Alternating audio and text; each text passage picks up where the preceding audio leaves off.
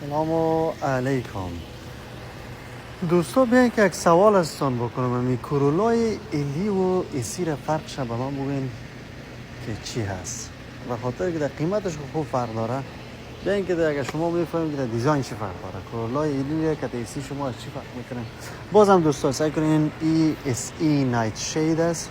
ماشاءالله چی یک رمای مقبول داره، اسپایلرهای سیاه، ای تو تون کالر دیگه، سیلور و بلک رنگ ازی است. ماشاءالله موتر 23,000 کار کرده.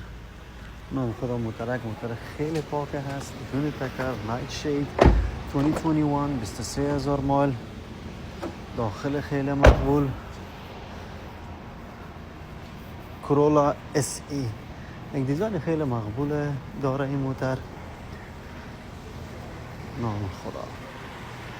با سوال داشته باشین درباره از این موتر میتونین از ما پرسان کنین. مگم سوال ما شما ای است که فرق بین کرولای اس ای و ای چی هست. ایرم به ما شما در کامنت بگوین که ببینیم که بعضی دوستان چی نوع فکر دارن درباره کرولای اس ای یا ال ای. دیگه بازم دوستان نمبر تلفنم صفحه تیک تاک است، میتونین که با ما به تماس شوین. اینی هم کرولای اس ای. روز خوش داشته باشین با امید دیدار.